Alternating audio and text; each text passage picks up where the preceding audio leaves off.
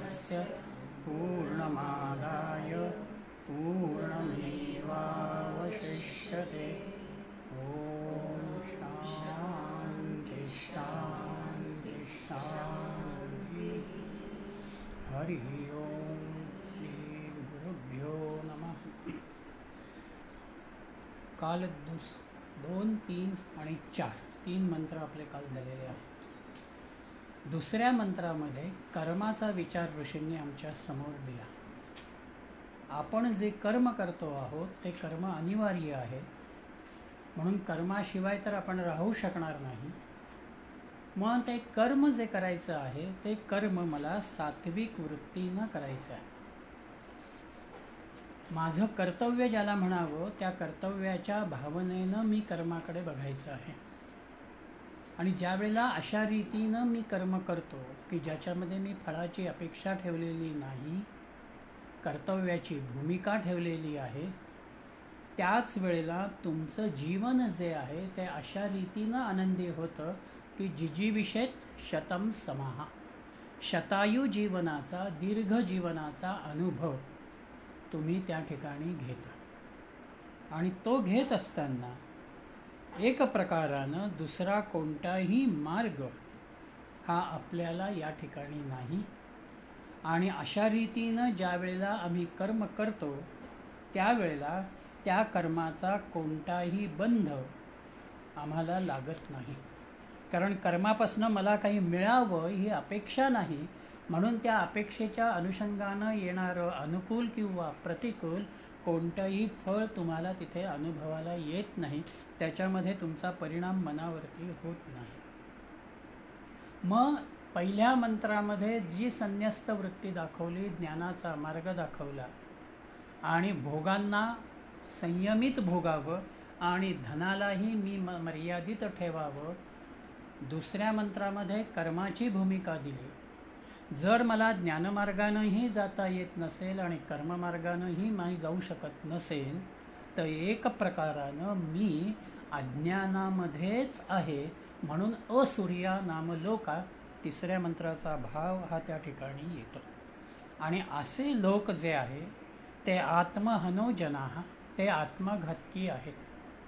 मनुष्य जन्माला येऊनही मी जर आनंदाची अनुभूती घेत नसेल तर मी माझाच घात केल्यासारखं आहे.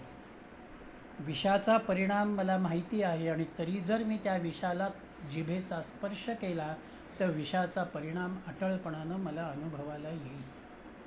म्हणून 4थ्या मंत्रापासून 8व्या मंत्रापर्यंत त्यांनी ह्या आनंद स्वरूप आत्म्याचे गुण काय आहेत ते मांडलेले आहेत.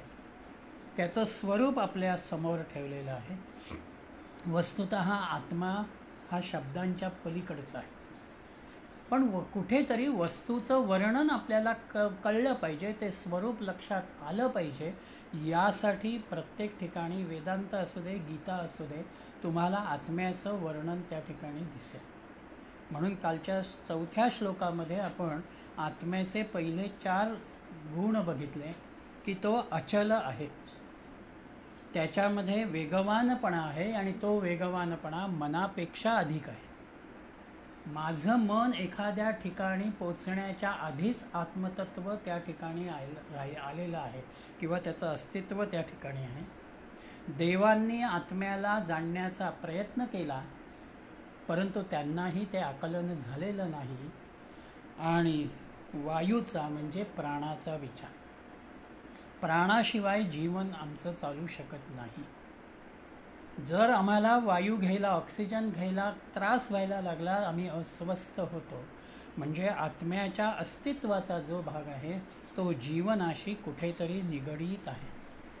आणि मग पुढे 5व्या मंत्रामध्ये ते अजून पुढे गेले. तदेजति तन्नेजति तद्दूरे तदंतिके तदंतरस्य सर्वस्य तदु सर्वस्यास्य बाह्यताः. म्हणजे हे कसं आहे तर हे आत्मतत्व तदेजति तन्नेजति, ते म्हटलं तर हालचाल करतं आहे, म्हटलं तर ते हालचाल करत नाही. तद्दूरे तद अंतिके, ते दूरही आहे आणि जवळही आहे. आणि तद अंतरस्य सर्वस्य, ते सगळ्यांच्या अंतर्यामीही आहे आणि सगळ्यांच्या बाहेरही आहे. पहिला त्याचा धर्म त्यांनी दाखवला तो म्हणजे हालचालीचा. ते हालचाल करतं आणि हालचाल करतही नाही. वेदांतामध्ये काही गोष्टी ह्या वारंवार येत राहतात. त्यातला एक विचार म्हणजे खांबावरचं भूत. अंधारामध्ये मुळात तिथे खांब आहे, पण त्या खांबाला अनुलक्षून मला जर काही त्या ठिकाणी भूतासारखी हालचाल जाणवली तर माझी भावना अशी होते की तिथे भूत आहे. म्हणजे भूताची हालचाल दिसली म्हणून भूत आहे. जर त्या भूताची भावना माझ्यासमोर नसेल तर स्थिर स्वरूपामधला खांबच माझ्यासमोर राहतो. म्हणून आत्म्याच्या अनुषंगानं म्हटलं तर तो हालचाल करतो आहे, कारण आम्ही जातो, आमच्याच बरोबर तो आहे, म्हणून तिथे त्याची हालचालही आहे. आम्ही जिथे बसलो तिथे तो बसलेला आहे आमच्याच बरोबर, म्हणून तिथे हालचाल पण नाही. सागर मूळचा शांत आहे, पण लाटांची निर्मिती ज्या वेळेला होते त्यावेळेला आमची भावना काय आहे? सागर खवळला. सागर खवळलेला नाही आहे, सागर त्याच्या मूळ स्वरूपामध्येच आहे. लाटांच्यामुळे आमची ती भावना निर्माण झालेली आहे. म्हणून प्रकृतीच्या अंगानेही आत्मा हा मुळातच स्वस्वरूपामध्ये निश्चल आहे, तो स्थिर आहे, शांत आहे.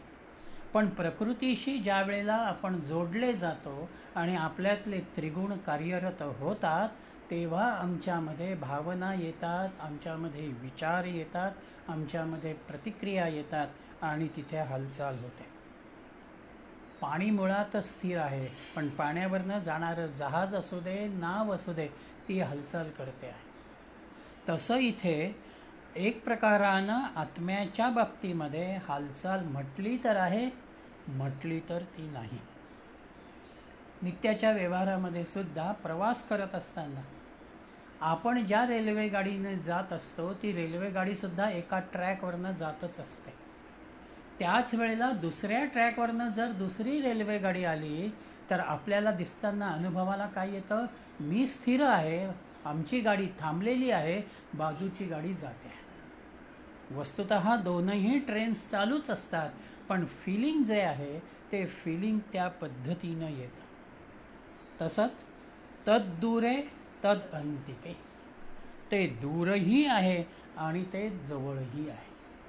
ज्याला सर्वव्यापीपणा आपण म्हणतो तो सर्वव्यापीपणा आत्मतत्वाच्या अनुषंगानं एकदा निर्माण झाला की आपोआप तुम्हाला त्याच्या अस्तित्वाची जी जाणीव आहे ही जाणीव स्वतःच्याही ठिकाणी अनुभवता येते आणि लांबच्या म्हणजे अन्यत्रही त्याला ती अनुभवता येते. मी मुंबईला निघाल्यानंतर आत्ताला नाशिक रोडवरनं माझी भावना काय आहे? मुंबई लांब आहे, 4 तासाचं अंतर आहे. मी नाशकात असताना मी त्या ठिकाणी स्वतःला जवळ समजतो, मुंबई मी लांब समजतो. पण कल्याण आलं की माझी भावना आहे मी मुंबईत आलो, म्हणजे मुंबई माझ्या जवळ आली. आत्मतत्वाच्याही अनुषंगानं चैतन्याचा अनुभव घेत असताना ते माझ्यामध्येही मला अनुभवता येतं, म्हणजे ते जवळ आहे. आणि इतरांच्यामध्ये अनुभवत असताना ते माझ्यापासून वेगळे आहे, हाही भाव त्या ठिकाणी. आणि तिसरा धर्म त्यांनी दिला तद अंतरस्य हां माझ्या आतमध्ये आहे, तुम्हाला अनुभवत आहे आणि दूर आहे हे कसं? तुमच्या माझ्यात अंतर आहे ना, इतरांच्या मध्येही तो आहे, पण ते माझ्यापासून दूर आहे, वेगळ्या अंतरावरती आहे. आणि तिसरा धर्म तद अंतरस्य सर्वस्य तदु सर्वस्यास्य बाह्यतः, तो सगळ्यांच्या अंतर्यामी आहे, त्याच्यामध्ये कोणत्याही तऱ्हेचं वेगळेपण नाही.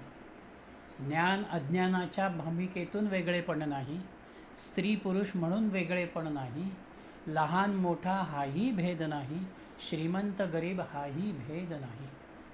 आत्मतत्व हे सगळ्यांना व्यापलेलं आहे, म्हणून प्रत्येकाच्या अंतर्यामी ते आहे. सूर्य प्रकाश देताना, वायू वाहत असताना, पर्जन्य करत असताना ते अपपर भावाचा विचार करत नाही. ते सगळ्यांकडेच सारखेपणानं बघतात. तसंच आत्मतत्व सगळ्यांच्यामध्येच सारखेपणानं आहे, म्हणून ते सगळ्यांच्या अंतर्यामी आहे. आणि त्याचबरोबर या विश्वाला व्यापलेलं असल्याकारणानं आपल्यापेक्षा सुद्धा बाहेरच्या वस्तू जगताशी सुद्धा ते निगडीत आहे, म्हणून ते बाहेर गेलं. म्हणजे मी केवळ माझा विचार न करताना, मी संकुचितता न ठेवताना मी व्यापक होण्याचा विचार करायचा.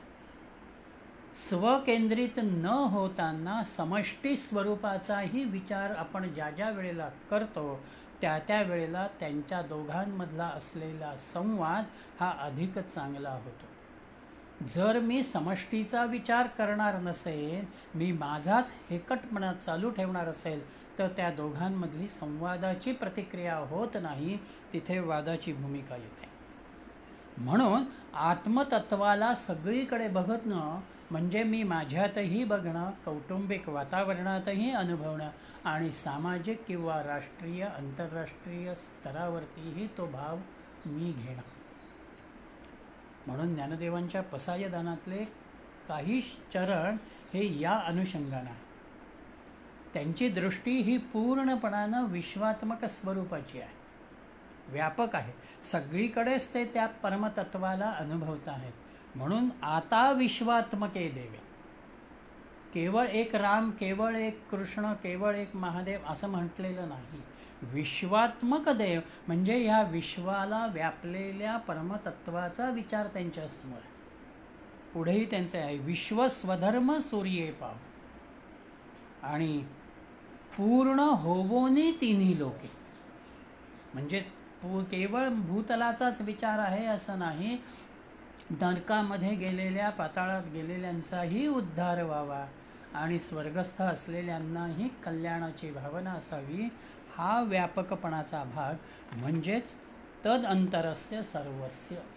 अंतराच्या अनुषंगानं तो माझ्यातही आहे आणि इतरांच्यामध्येही आहे. या ठिकाणी आत्मस्वरूपाच्या सर्वव्यापीपणाचा विचार ऋषींनी आमच्या समोर ठेवलेला आहे की भगवंत सगळीकडेच व्यापलेला आहे आणि तो सगळीकडे व्यापलेला असल्या कारणानं त्याची सत्ता प्रत्येकावरती आहे.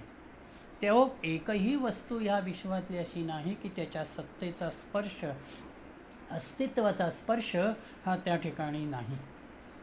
आपण विहीर म्हणा किंवा पाण्याची टाकी म्हणा, त्याच्यामध्ये ज्या वेळेला शुद्धीकरणाचं औषध टाकतो त्यावेळेला असलेलं ते पाणी इतकं स्वच्छ होऊन जातं की आपोआप आम्हाला खालचा तळसुद्धा व्यवस्थित स्पष्टपणानं दिसतो. तसं समग्रतेनं सर्वार्थानं आम्ही ईश्वराला किंवा भगवंताला बघण्याचा अनुभव घेतला किंवा ती भूमिका, तो प्रयत्न आमच्यामध्ये ठेवला तर आमचं अंतःकरणही तिथे शुद्ध होत जातं. म्हणून चित्तशुद्धीसाठी जे माझ्यामध्ये आहे तेच माझ्या समोर आहे, तेच इतरांच्यामध्ये आहे, ही भावना मी ज्या वेळेला घेतो त्यावेळेला द्वैताचा भाव निर्माण होत नाही, वेगळेपणाची भूमिका येत नाही. म्हणून ही जी चित्तशुद्धी आहे, अंतःकरणाचा विचार आहे, तो त्या अनुषंगानं आत्मतत्वाला मी सगळीकडे बघावं या भूमिकेशी निगडीत आहे. म्हणून पुढे 6वा मंत्र येतो, यस्तु सर्वाणि भूतानि आत्मन्नेवानुपश्यति सर्वभूतेषु चात्मानं ततो न विजुगुप्सते. म्हणजे यः तु सर्वाणि भूतानि, जो सर्व भूतमात्रांमध्ये आत्मतत्व पाहतो, आत्मनी एव अनुपश्यति, सगळीकडे सर्वांमध्ये तो आत्मतत्व बघतो, सहा सर्वभूतेषु च आत्मानं अनुपश्यति. तो आपोआप सगळ्याच आत्म्याला त्या ठिकाणी अनुभवतो, सगळ्यांमध्येच तो त्या भूतमात्रांमधून अनुभवतो. आणि हे अनुभवणं आहे ते त्याच्यामध्ये कसं येतं, ततः न जुगुप्सते. मग त्याच्या ठिकाणी कोणाच्याही विषयी निंदेचा भाव, द्वेषाचा भाव येत नाही. मी एकदा सगळ्यांच्याकडे एका ईश्वर तत्वाच्या भावानं बघायला प्रारंभ केला की आपोआप माझ्यामधली इतरांच्या विषयीची असलेली वैराची भावना असेल, द्वेषाची भावना असेल, अन्य कुठली विपरीत भावना असेल, ती भावना तिथे निर्माण होत नाही. जसा मी तसे तुम्ही. म्हणून नीतिमत्तेच्या अंगानं, नीतिविचाराच्या अंगानं आपल्याकडे म्हटलं गेलेलं आहे की कुठल्याही स्त्रीकडे बघत असताना आईच्या भावनेनं बघावं. मी ज्या वेळेला स्त्रीकडे आईच्या भावनेनं, बहिणीच्या भावनेनं बघेन, आपोआप माझ्यामध्ये विपरीतता निर्माण होणार नाही. ही भावना आत्मतत्वाकडे ज्या वेळेला मी वळतो, ती दृष्टी मला येते, त्याच वेळेला येते. आत्मसाक्षात्कारी पुरुषांचा, संतांचा विचार जो आहे, हा संतांचा विचार या अनुषंगानं ते सगळ्यांमध्येच आत्मतत्व बघतात. म्हणून विठ्ठलाच्या समोर ठेवलेल्या नैवेद्याच्या ताटातली भाकरी ज्या वेळेला तो कुत्रा उचलतो आणि धावायला लागतो, तेव्हा नामदेवांची भावना येते, अरे थांब, ती कोरडी भाकरी आहे, मी त्याच्यावरती तूप घालतो. म्हणजे मी खात असताना मी जर भाकरीवरती तूप घेऊन खात असेल तर त्या प्राण्याला देतानाही मी त्याच भावनेनं त्याच्याकडे बघावं. ही आत्मतत्वाला सर्व भूतमात्रांमध्ये बघणारी भूमिका आहे. एकदा मला लाटेचं स्वरूप लक्षात आलं की ती सागराची कल्पना मला येते. सागराचा भाव, ते अस्तित्व मला त्या ठिकाणी जाणवतं. मी माझ्यामध्येच आत्मतत्वाला जाणलं की मला बाहेरही ते आत्मतत्व जाणण्याचा भाव येतो. म्हणून समर्थांनीही दासबोधामध्ये म्हटलेलं आहे की तुला चिमटा काढल्यानंतर जर वेदना होत असेल तर तू दुसऱ्याला का चिमटा काढतोस. म्हणून एक प्रकारानं ज्याला आपण प्रॅक्टिकल म्हणावं, विचारांचं किंवा सिद्धांताचं, तो भाव ऋषींना इथे द्यायचा आहे की मी माझ्यामध्ये जर परमतत्वाला अनुभवत असेल तर माझं प्रॅक्टिकल मी इतरांमध्येही ते अनुभवावं, माझी दृष्टी मी त्या ठिकाणी घ्यावी. आणि एकदा ती दृष्टी आली की तुमच्या माझ्यामध्ये विसंवाद आहे, तुमच्या माझ्यामध्ये द्वेषाची भावना आहे, तुम्ही माझं अनहित केलेलं आहे, मग आता मी तुमचं अनहित करीन, अशा स्वरूपाचे विचार येत नाही. आपण एकमेकांना समजून घेणं असं जे हल्लीच्या मानसशास्त्रामध्ये म्हणतात, तो समजून घेणारा भाग म्हणजे मी माझ्यामधून समोरच्याला बघणं, मी त्याला त्या अनुषंगानं अनुभवणं. म्हणून इथे जुगुप्सा असं ऋषींनी म्हटलेलं आहे. कोणत्याही स्वरूपामधली द्वेषाची भावना ही आपल्या मनामध्ये निर्माण न होणं किंवा आपण ती निर्माण न करणं. ही केव्हा निर्माण होते आहे? मला ज्या वेळेला एखादा प्रतिकूलतेचा अनुभव येतो तेव्हाच मी त्या अनुषंगानं द्वेषाचा, निंदेचा विचार करतो. जर अनुकूल भाव आला तर मला तुमच्याविषयी प्रेम निर्माण होतं, अरे तुम्ही माझं कौतुक केलं. पण तुम्ही माझ्याविषयी काही विपरीत बोललात तर लगेच माझी प्रतिक्रिया आहे की अरे तुम्ही मला असं का बोललात, म्हणजे तुमच्या मनातच काहीतरी वेगळेपण आहे. म्हणून विजुगुप्सा म्हणजे मी कोणाचीच निंदा करत नाही, मी स्वच्छपणानं बघतो आहे, म्हणून मलाही बाकीच्यांच्या अनुषंगानं तीच स्वच्छ वृत्ती येते. म्हणून वृत्तीमधला मनाच्या स्तरावरचा किंवा विचारांच्या स्तरावरचा रागद्वेषाचा भाग आपल्याला काढता आला पाहिजे. वेदांतामध्ये राग याचा अर्थ प्रेम किंवा आसक्ती. नित्याच्या व्यवहारात राग म्हणजे मी रागावलो, माझा आवाज वाढला, माझे शब्द बदलले, तो नाही. तिथे त्याला त्यांनी क्रोध म्हटलेला आहे. म्हणून रागद्वेषाची भावनाच नसावी. कोणाच्याही अनुषंगानं एक सारखेपणाची भावना ही जी भूमिका आहे, समत्वाचा विचार जो आहे, तो समत्वाचा विचार आपल्याला निर्माण करता आला पाहिजे. आणि गीतेनंही तेच समत्वाचं चित्र मांडलेलं आहे. म्हणून आपण अनेक वेळेला म्हणतो समत्वम योग उच्यते. समत्वाची, सारखेपणाची, सहजपणाची भावना ज्या वेळेला आपल्यामध्ये येते त्यावेळेला आपण आतून शांत होतो. आणि एकदा आतून शांत झालो की तिथे आनंदाची अनुभूती तुम्हाला सहजपणानं येते. कारण ह्या द्वेषाच्या भावना, निंदेच्या भावना ह्या आपल्यासाठी कधीच नसतात. आपण इतरांची निंदा करतो. मी माझी निंदा केली असं होत नाही, मी माझा द्वेष केला असं होत नाही. याचाच अर्थ मी द्वैताच्या पातळीवरती येतो. तेव्हाच माझ्याकडून समोरच्याला निंदेच्या, द्वेषाच्या अनुषंगानं बोललं जातं. व्यवहारातला एक साधा नियम किंवा एक सहज क्रिया आपली बघा. तुम्ही असे आहात हे म्हणत असताना माझं एकच बोट तुमच्याकडे, पण ही उरलेली तीनही बोटं माझ्याकडे आहे.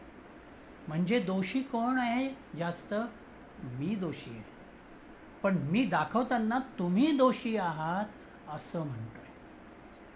आत्मतत्वाच्या अनुषंगानं ज्यानं हे जग निर्माण केलं, ज्याच्या सत्तेनं ते चालू आहे आणि ज्याच्या सत्तेनं मीही कार्य करतो आहे, त्या आत्मतत्वाच्या ठिकाणी अशा रीतीचा कोणताही दोषाचा भाग नाही.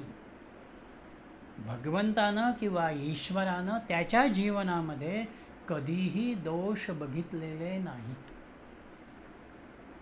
ज्या वेळेला शिशुपालाचं मस्तक भगवंतानं उडवलं त्याच्यानंतर धर्मराजानं कृष्णाला प्रश्न केलेला आहे दुसऱ्या दिवशी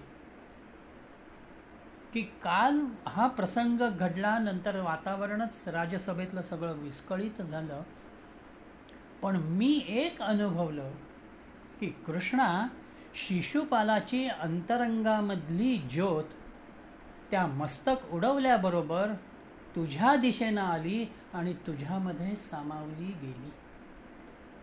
जर त्यानं एवढा द्वेष केलेला होता तर तो तुझ्याकडे कसा आला? ती अंतर्ज्योत कशी आली? कृष्णाचं धर्मराजाला उत्तर आहे की जरी त्यानं माझा द्वेष केलेला असला तरी शेवटी आत्मतत्वाच्या, परमतत्वाच्या पातळीवरती त्याचं आत्मस्वरूप आणि माझं आत्मस्वरूप वेगळं नाही. तुम्ही कसेही वागा, तुम्ही माझ्याशीच येऊन मिळता, ही भूमिका त्या अनुषंगानं आहे. म्हणून ज्या ज्या वेळेला आपण दोषांचं चिंतन करतो, निंदेचा विचार करतो, त्यावेळेला आपण आपल्यातल्याच सत्वगुणाला कमी करत जातो आणि आपण आपल्यामधल्याच परमतत्वाला दोष देतो. आपण आपल्यामधल्याच आनंदाकडे विपरीततेनं बघतो. म्हणून जो मुळात आनंद स्वरूप आहे, जो मुळात दोषरहित आहे, त्याला दोष लावणं हा पूर्णपणानं अयोग्य भाग आहे.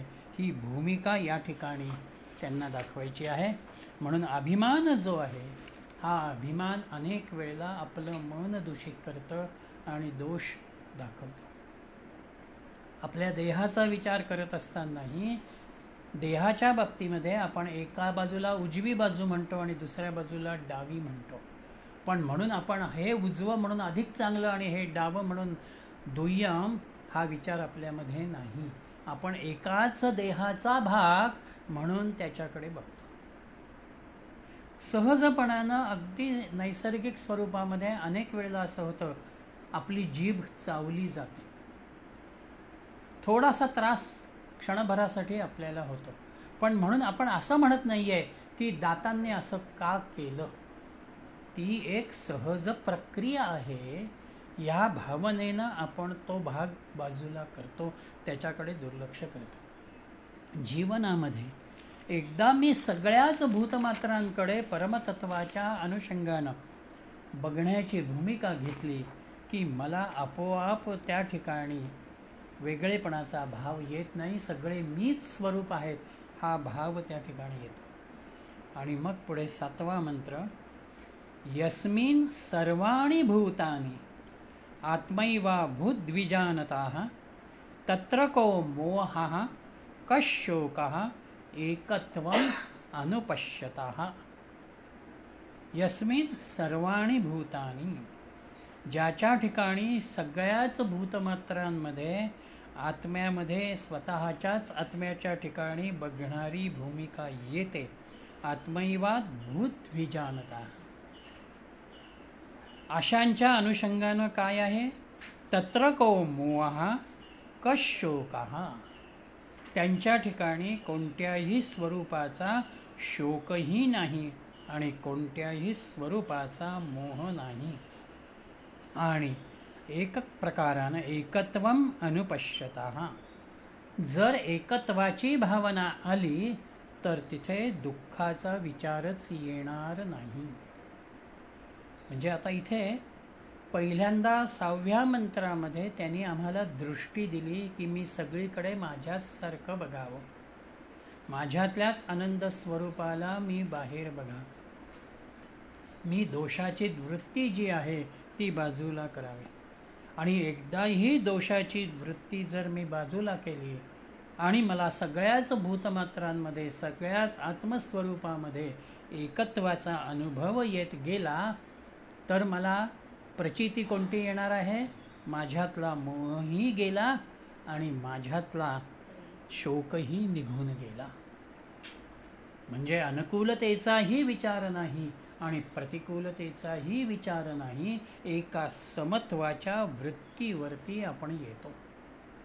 ज्याला आत्मसाक्षात्कार साधक किंवा ती भूमिका म्हणावी तो या स्वरूपाचा भाव या ठिकाणी ऋषींनी आमच्या समोर ठेवला. ज्या क्षणी आत्मतत्वाशी आपण पूर्णपणानं जोडले जातो, क्षणभरासाठी का होईना, 5 मिनिटासाठी का होईना, ती जाणीव आम्हाला ज्या वेळेला येते त्यावेळेला एक प्रकारानं त्या आत्म्याशी, त्या सत्यस्वरूपाशी आपण एकाग्र झालेलं असतो, एकरूप झालेलं असतो. आणि तेच आपल्या मूळ आनंदाचं स्वरूप आहे. म्हणून एक प्रकारची आनंदाची, प्रसन्नतेची, शांतीची अनुभूती त्या 10 मिनिटासाठी, 5 मिनिटासाठी आम्हाला अनुभवता येते.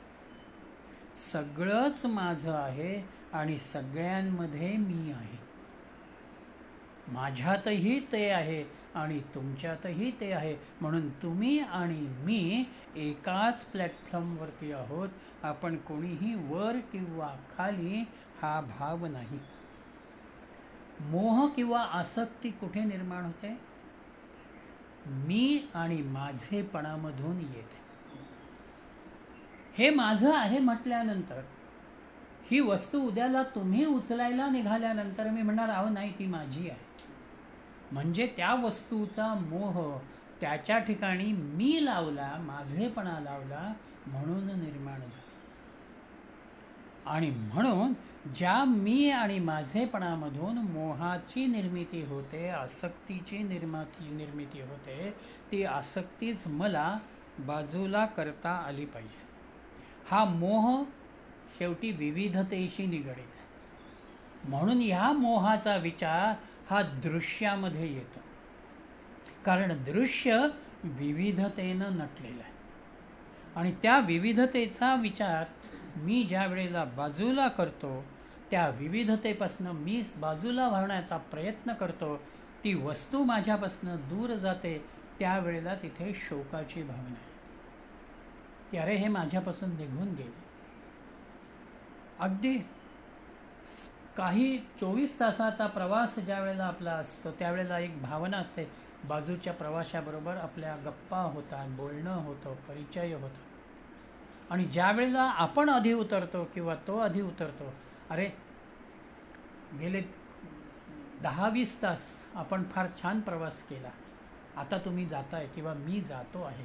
म्हणजे काही एका दृश्यामध्ये वावरत असताना अटॅचमेंट निर्माण झाली की त्या अटॅचमेंटपासून बाजूला होताना आमच्यामध्ये शोकाचा भाव येतो किंवा हे माझ्यापासून आता दूर जातं आहे, ही भावना आपल्या समोर येते. आणि म्हणून समर्थांचे शब्द आहेत, देहबुद्धी ते आत्मबुद्धी करावी, विदेहीपणे मुक्ती भोगीत जावी. देहबुद्धी ते आत्मबुद्धी म्हणजेच आत्ताला देहातून, म्हणजेच मी बहिर्मुख वृत्तीतून वावरतो आहे, त्यावेळेला हे सगळं मी आणि माझेपणानं बांधलं जातं. म्हणून त्या देहबुद्धीमधून, त्या दृश्यामधून मी अदृश्यामध्ये माझ्या आत्मबुद्धीकडे वळावं, माझ्या आत्म्याकडे, अंतरंगाकडे वळावं. आणि ते वळलो की आपोआप देहाचा विचार सुटतो आणि विदेहीपण म्हणजे देह आहे परंतु तरीही त्या देहाची जाणीव नाही. म्हणून दीर्घकाळ समाधी अनुभवणं ज्याला आपण म्हणतो, त्या दीर्घकाळ समाधीमध्ये तो साधू, तो महंत, तो महापुरुष परमतत्वाशी स्वतःला इतका जोडून घेतो की त्याला ह्या देहाची जाणीवच राहत नाही. मग तिथे 24 तासही होतील, 48 तासही होतील, त्याला भुकेची जाणीव नसते, त्याला तहानेची जाणीव नसते. म्हणून माताजींनी, विवेकानंदांनी एकदा प्रश्न केला की एका आनंदामध्ये गुरुदेव असताना तुम्ही त्यांना हलवून का खाली आणता? तेव्हा माताजींनी उत्तर दिलं की ते अखंड आनंदातच आहेत, पण ज्या देहातून ते आनंद अनुभवता आहेत त्या देहाला 2 घास जाणं आवश्यक आहे.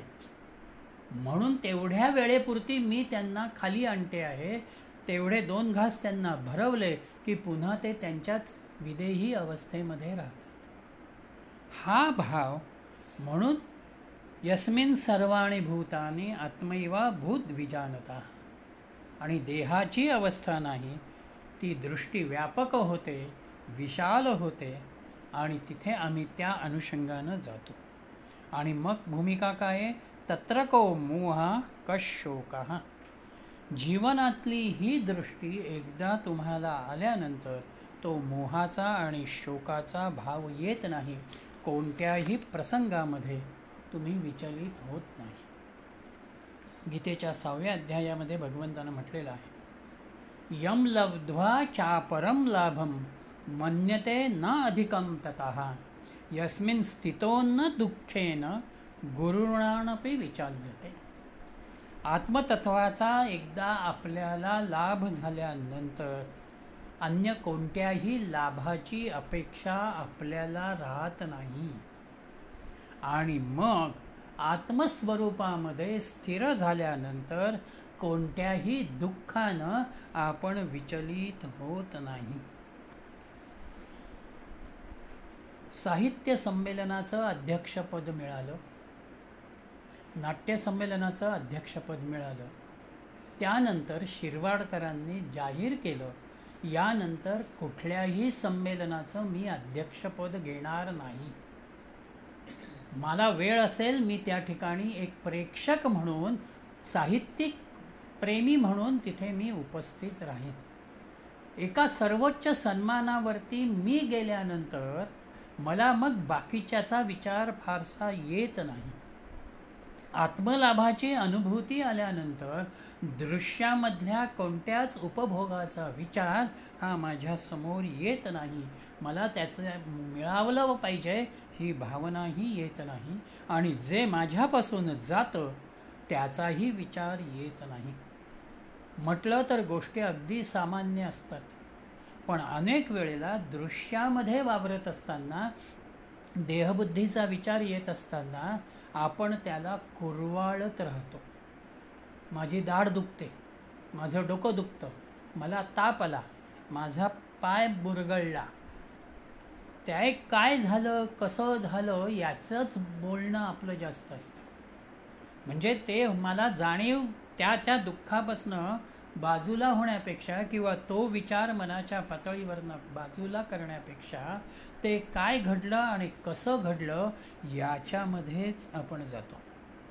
म्हणून देहाचा विसर पडणं हा आत्मतत्वाकडे, आत्मबुद्धीकडे वळणारा भाग आहे. आणि हा ज्या वेळेला आमच्या समोर येतो त्याच वेळेला आम्ही खऱ्या अर्थानं आनंदाची अनुभूती घेतो. म्हणून इथे जीवनाचं सूत्र जे आहे ते हे एकच येतं की मी जीवन प्राप्त केलं आहे म्हटल्यानंतर सिसोच्या फळीसारखं कधीतरी अनुकूलता आहे, कधीतरी प्रतिकूलता आहे. वर खाली होणं हे अनिवार्य आहे. हा या विश्वाचा, या सृष्टीचा नियम आहे. मी स्वतःला तिथे सांभाळायचं आहे. सिसोची फळी असू द्या किंवा तो झोका असू द्या, आपण आपल्याला सांभाळतो.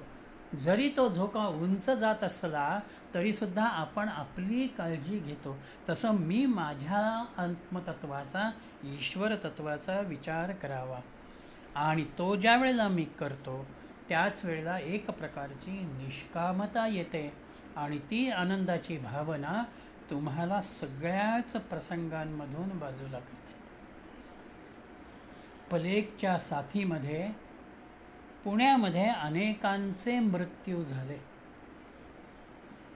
आणि टिळकांचाही मुलगा त्या प्लेगच्या साथीमध्ये गेला. ते सगळं झाल्यानंतर अमरधाममधनं परत आल्यानंतर टिळकांनी आंघोळ केली आणि लगेच केसरीचा दुसऱ्या दिवशीचा अग्रलेख लिहायला ते बसले. एवढा सगळा प्रसंग कुटुंबामध्ये घडलेला असतानाही या लगेच अग्रलेखाला बसता आहेत म्हटल्यानंतर त्यांचे स्नेही दादासाहेब खापर्डे त्यांना असं म्हणाले की आपण आत्ताला हे कशासाठी करता आहात? दुसरा कोणीतरी उद्याचा अग्रलेख लिहील. टिळकांचं उत्तर तिथे आहे, गावामध्ये होळी पेटली, माझ्या घरातली एक गौरी गेली. हा जो वृत्तीचा तटस्थपणा आहे आणि समोर आलेल्या प्रसंगाला स्वीकारणं आहे, ही भूमिका तत्र को मोह कशोकः. एकदा एकत्वाची अनुभूती तुम्हाला आल्यानंतर दृश्यातल्या घटनांकडे तुम्ही त्याच अनुषंगानं बघता. आणि म्हणून पुढचा मंत्र आपल्यासमोर त्या आत्मतत्वाच्या अनेक गुणांचा विचार समोर ठेवता. सपर्यगाच्छ्रुक्रमकायमवर्ण अस्मान वीरं शुद्धमपापविद्धं कविर्मनीषी परिभुस्वयंभूर यथा तथ्यतो अर्थान वेददाश्च अश्वतीभ्यः समाभ्या. तो आत्मा कसा आहे? सहा. तो आत्मा कसा आहे?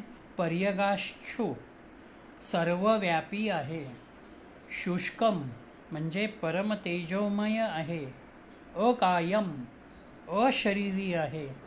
अव्रणम, त्याच्यावरती कोणतेही व्रण किंवा डाग नाही. अस्मानवीरम, स्नायुरहित. शुद्धम, अत्यंत शुद्ध.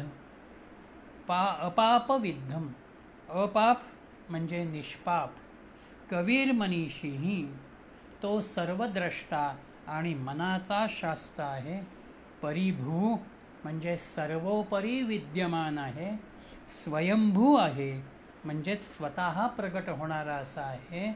आणि यथातथ्य शाश्वतीभ्य समाभ्या, एक प्रकारानं ज्याच्या त्याच्या योग्यतेनुसार त्याची त्याची कामं अनादिकालापासून त्याला वाटून दिलेली आहे. त्या त्या कामाचा तो करता आहे.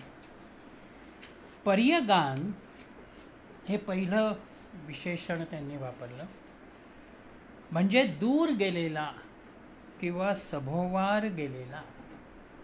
आत्मा ज्या वेळेला सर्वत्र व्यापलेला आहे म्हटल्यानंतर त्याचं माझ्यापासून जरी तो दूर असला तरीही सुद्धा त्याच्या अस्तित्वाची भावना आहे. मला डोळ्यांनी जेवढं आकाश दिसतं तेवढंच आकाश आहे असं नाही, त्याच्याही पलीकडे आकाश आहे. म्हणजे आकाशाचं अस्तित्व कायम आहे. जरी ते मला दिसत नसलं तरीही तो त्या ठिकाणी आहे. शुक्रम म्हणजे तेजस्वीपणा. परमतेजस्वीतेचा प्रकाशतत्वाचा भाग हा शुक्रमशी निगडित आणि त्याचबरोबर निर्मितीचा भाव त्याच्यामध्ये आहे. आत्म्याच्याच अनुषंगानं सृजनशीलतेचा निर्मितीचा विचार हा त्या ठिकाणी येतो. आम्हाला वेगवेगळे विचार सुचणं, वेगवेगळ्या कल्पना सुचणं, हा म्हणताना आम्ही म्हणू अरे मला हे सुचलं, पण मला हे सुचलं म्हणताना त्या मलाच्या पाठीमागे आत्मतत्व आहे, आत्म्याची शक्ती आहे, म्हणून त्या आत्म्यानं तुला तो विचार दिलेला आहे. म्हणून शुक्रममध्ये तेजोमयता, विचारांचा भाव, सृजनशीलतेचा भाव आहे. हे आत्मतत्व कसं आहे? अकायम म्हणजे अशरीरी. इथे शरीराचा विचार नाही. तुम्हा आम्हाला शरीर आहे, आत्म्याला शरीराचा भाग नाही. पंचकोशात्मक प्रकृतीची त्याची जोडणी ज्याला म्हणतात, तो आवरणाचा भाग म्हणा, तो आत्म्याशी निगडित नाही, कारण त्या पंचकोशांच्याही पलीकडे तो. त्यांना कार्यरत करूनही तो त्या ठिकाणी त्याचं अस्तित्व ठेवून आहे. तुम्ही आम्ही पंचकोशाशी निगडित आहोत, पंचमहाभूतांशी निगडित आहोत. अव्रणम, आपल्या अंगावरती जशी एखादी जन्मखूण म्हणा किंवा अपघातानं झालेली एखादी खूण म्हणा ही निर्माण होते, आत्म्याच्या बाबतीमध्ये अव्रणम, तिथे कोणतीही खूण नाही. आता देह नाही, अशरीरी आहे, म्हणून तिथे अस्नावीरम म्हणजे स्नायूरहित, तिथे स्नायूंचाही विचार नाही. शुद्धम, ते अत्यंत निर्मल आहे, त्याच्यावरती कोणत्याही स्वरूपाचा डाग नाही. इतकी शुद्धता, निर्मलता ही त्याच्यामध्ये आहे. ती का आहे? तर तो अपापविद्धम, तो एक प्रकारानं निष्पाप आहे. पापाचा विचार आत्म्याच्या अनुषंगानं येत नाही, म्हणून पापरहितपणा, निष्पापता ही त्याच्यामध्ये आहे. कवीर मनीषी, तो कवी आहे. कवी याचा अर्थ द्रष्टेपणा.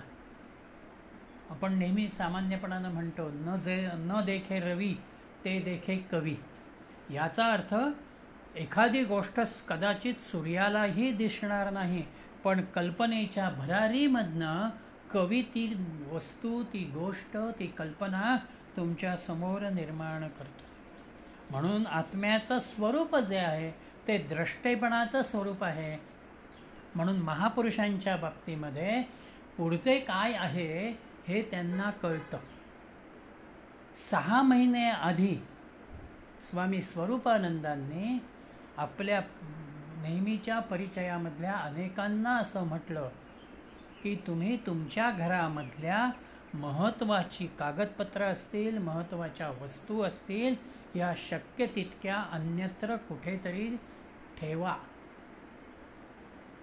6 महिन्यानंतर लोकांना कळलं, पानशेतचं धरण फुटलं आणि पुणे जलमय झालं.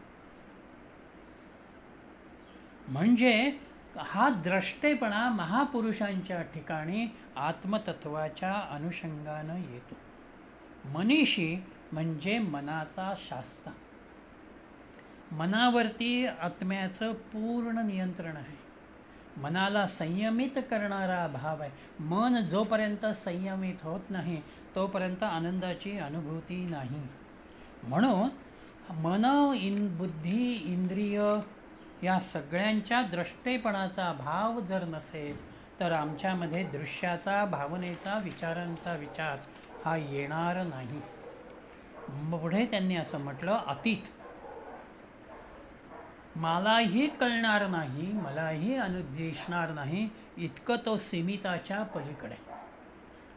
जोपर्यंत मला त्या आत्मतत्वाच्या आनंदाची अनुभूती येत नाही तोपर्यंत ती भूमिका माझ्यासमोर इतका अतीतपणाचा भाव त्याच्यामध्ये येतो. तो स्वयंभू आहे. त्याला कोणी निर्माण केलेलं नाही, त्याला कोणी घडवलेलं नाही, त्याला कोणी तयार केलेलं नाही. जशी एखादी मूर्ती स्वयंभू स्वरूपामध्ये निर्माण व्हावी त्याच पद्धतीनं आत्मा स्वयंभू आहे. आणि ते स्वयंभू पण कसं आहे तर त्याचं मूळ शोधायला जातानाही आम्हाला अत्यंत अवघड आहे.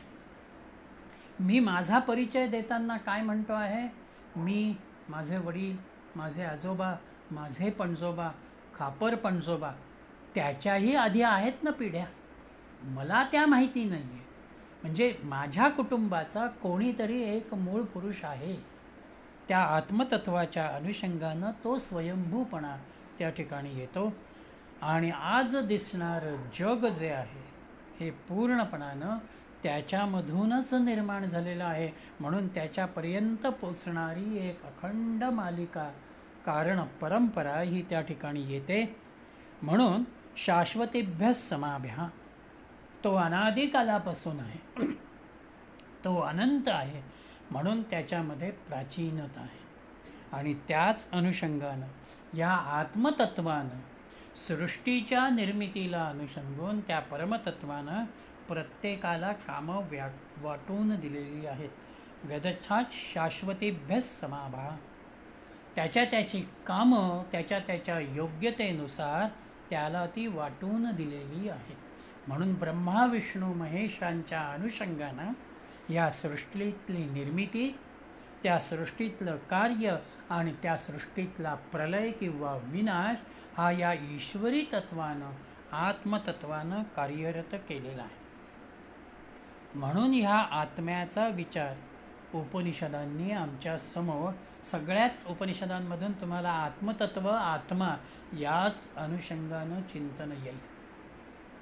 मानवी भूमिकेचा विचार करत असताना आपणही काही गोष्टी ह्या बनवलेल्या असतात आणि काही गोष्टी आपल्यामध्ये स्वयंभू स्वरूपाच्या असतात. शरीर जे आहे, माझं अंतःकरण जे आहे, हे निर्माण झालेल्या स्वरूपामधलं, बनवलेल्या स्वरूपातलं देहाबरोबर आलेलं आहे.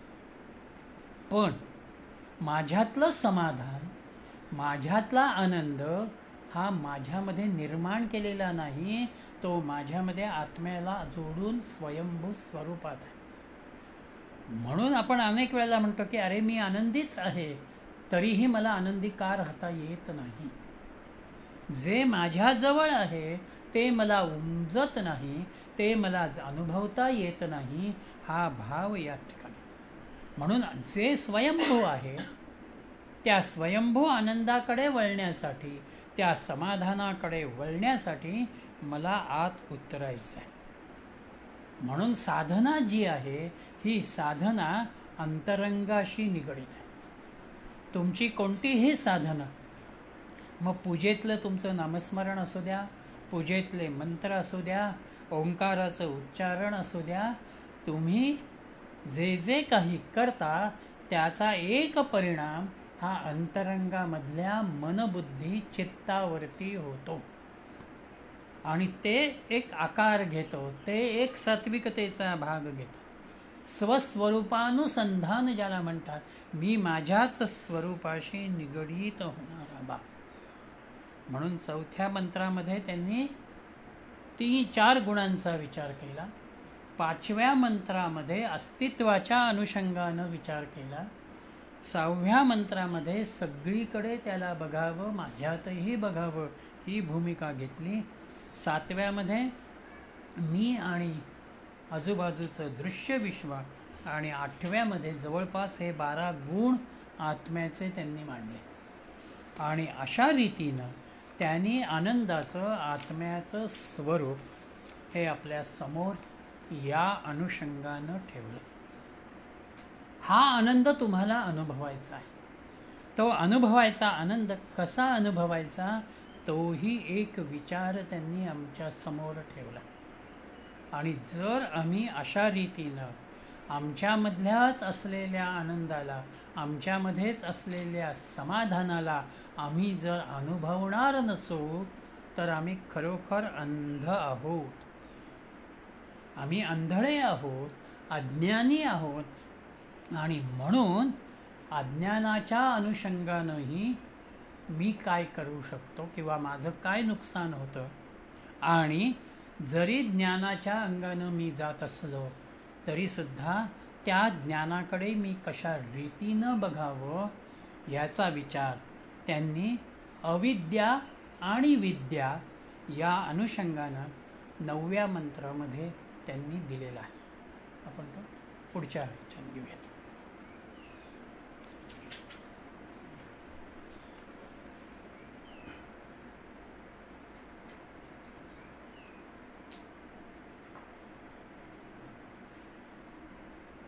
सुंदर. आत्मा ज्याला गुण रहित आहे म्हणजे गुण आहे, त्याचं वर्णन किती तरीही ते कमीच आहे असं ते म्हणतात शेवटी. ज्याचं जे अवर्णनीय आहे त्याला किती वर्णन करायचं. निर्गुण आहे म्हणून सगुण रूपात बघतोय आपण. निर्गुण दिसत नाही म्हणून सगुण रूपात सगुणाचं. कुठेतरी मूर्तीत आणायचं बघतो आपण.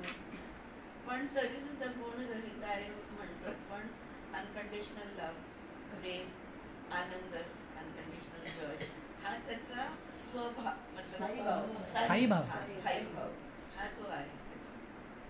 भाव रहित असलं तरी तो एक अनंत भाव असतो त्याच्यामध्ये आणि आहे. परत प्युअर प्युअर आहे. सुंदर. आनंद पण कसा कधी कधी म्हणतो ना आपण आसुरी आनंद पण असतो. आसुरी तसा आनंद. नाही, प्युअर नाही, आनंद. प्युअर. आनंद कसा असावा. छान म्हटलं त्यांनी. यथ तथ्य जे काही म्हणजे असं रीतीने जर जगलो तर जे काही वेल्थ आपल्याला म्हणजे समृद्धी, पण फक्त असं मटेरियल गोष्टी नाही बोलत आहोत. Adequately whenever needed all the wealth of the timeless eternity and infinity म्हणजे अनंताचं धन म्हणा किंवा हो. अनंताची समृद्धी ही अमर्याद. आपोआप त्याच्याकडे येते. येतं. It flows towards it. He gets it. He doesn't have to acquire it. मिळवायला कुठे जायची गरज नाही. ती सहज येते. सहज येते. In his life there is nothing like acquisition anymore. म्हणजे आयुष्यात आता मिळवण्यासारखं काहीच उरलं नाही. So it just comes. Whatever is necessary, whatever is needed, whenever needed, it flows towards it. That is how the supreme intelligence works. म्हणजे जे ब्रह्मांडाची जी शक्ती आहे ती त्याच्याकडे असते. ती जी आत्मशक्ती आहे ती तशी काम करते. छोट्या कुटुंबात बघितलं ना की आता वडिलांना माहिती की 4 मुलांना पोसायचं तर मला एवढे पैसे मिळाले पाहिजे, तर ते त्याचं म्हणजे चांगलं काम केलं तर त्याला भेटतं. तसं आपण विश्वात्मक भावना ठेवली तर त्या विश्वाला पोचण्यासाठी आपल्याकडे तेवढं आपोआप येतं. म्हणजे असं की मिळवावं नाही लागत असं. असं काही म्हणता येईल का? हां. म्हणजे प्रत्येकातलं हे जसं जसं जागृत होत जाईल आत्मतत्व, हो. तसं तसं त्या गोष्टी त्याच्याकडे अट्रॅक्ट होतील. हो. तुम्हाला ज्या प्रमाणात ज्या प्रमाणात जसंही मी आता हो. छोट्या कुटुंबाचं आणि ह्याचं सांगितलं. आपलं मन आहे ना ते सीमितच मागू शकतं आणि आपल्या मनाला जे वाटतं हे मी ऑटोमॅटिकली म्हणते हा. की जे आत्मतत्व आता समजा प्रत्येकात आहे, पण ते हो. तेवढं आपण जागरूक नाहीये किंवा तेवढ्या प्रमाणात ती ते काय म्हणता येईल सजगता त्याला? नाहीये तेवढी. सजगता पण नको म्हणून. सजगता पण नको Awareness म्हणून. पाहिजे. आपोआप आपोआप आपोआप होईल. ते वाढत जाणं आहे तर 100%, पण आज आपण ते जाणत नाही ना आपल्यातलं सुद्धा. तेव्हा ते हळूहळू जागृत होईल. दृष्टिकोन जेवढा व्यापक तुम्ही व्हायला तुम्ही लागतो. तुमच्या साधनेतून, तुमच्या विचार चिंतनातून त्याच्याकडे जेवढं कॉन्सन्ट्रेट होत राहाल तेवढं तुम्हाला त्याची अनुभूती येत जाते. आणि ती अनुभूती एकदा यायला लागली की आपोआप तुम्हाला बाकीच्या गोष्टी बाजूला होत राहतात. तुम्ही त्याच्यावरतीच फोकस करता, तुम्ही तिथेच कॉन्सन्ट्रेट होता. त्या मंत्रामध्ये कवी हा शब्द खूप छान वापरलाय. हो, खरं. म्हणजे कवी म्हणजे कविता करणारा नव्हे, नाही. तर कवी म्हणजे ज्याला पास्ट प्रेझेंट फ्युचर त्याचं परसेप्शन एकदम ज्याचं क्लिअर द्रष्टेपण. तो द्रष्टेपणा. तर ते जिथे सायकोलॉजिकल टाइम बद्दल आपण नाही म्हणत आहोत, तर दृष्टी जी आहे ते पलीकडे जे छान आहे ते एक छान शब्द सांगितलं.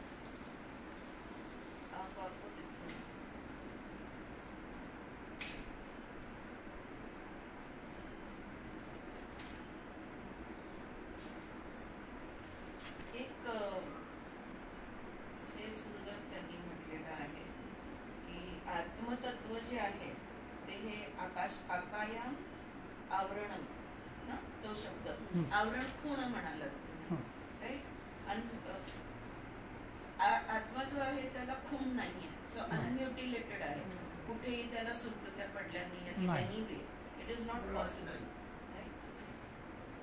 You can destroy the building, the walls, the roof, the windows, but can anyone hurt or mutilate the space? छान प्रश्न विचारला की जे अस्तित्वात आहे ते सगळं तोडफोड करू शकतो, पण आकाश तत्वाला तुम्ही कसं छेद करणार किंवा त्याचा भंग कसा करणार? Can you hit the space? त्याला मारू शकतो का? स्पेस म्हणजे एम्प्टीनेस, शून्यता हे आहे. Therefore, a consciousness whose content is silence. So, आपला जो चित्त आहे तो मौन असेल, ओके, तर that is like space. It is not saying anything, not asking, not giving, nothing. whose content is emptiness, it cannot be mutilated. जर आपण मौन आहोत तर कसं काय काहीच होऊ शकत नाही तिकडे, व्यक्तता येणारच नाही तिथे. तर शून्य आहे तिकडे. ते नैनम छिंदन्ति शस्त्राणि नैनम. आणि जे म्हणतो ना आपण की उथळ पाणी असेल तर खळखळ होतं, पण शांत पाणी असेल तर तेवढंच शांत आहे. तसंच आपलं मन शांत असेल तर त्याच्या खूप लाटा येणार नाही. तसं मी 6व्या श्लोकात ते काहीतरी अभिमानाबद्दल सांगितलं, पण मला ते हे झालं. जोपर्यंत तुमच्यामध्ये अभिमानाची वृत्ती आहे तोपर्यंत तिथे दोषाची दृष्टी येते आणि तुम्ही इतरांना समजून घेण्याचा भाग येत नाही. मग तिथे संघर्ष आला. जिथे इगो आहे तिकडे ब्लेम येणार आणि मग कॉन्फ्लिक्ट येणार. बरोबर आहे अगदी.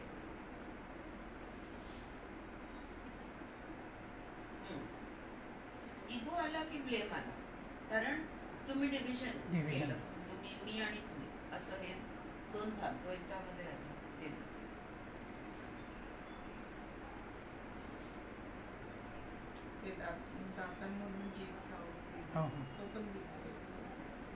याच्यात बाकी म्हणजे असे वेगळं पर्स्पेक्टिव्ह भरपूर मला.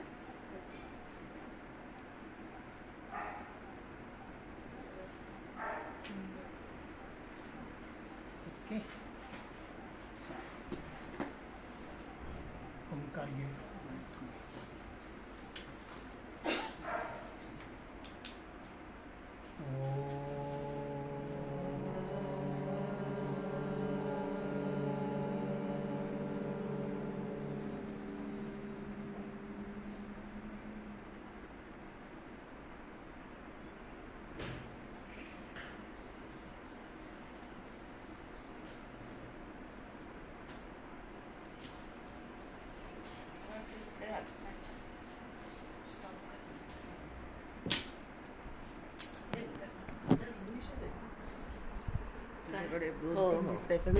दुसरी भाषा येते कुठे? अगं असं नाही.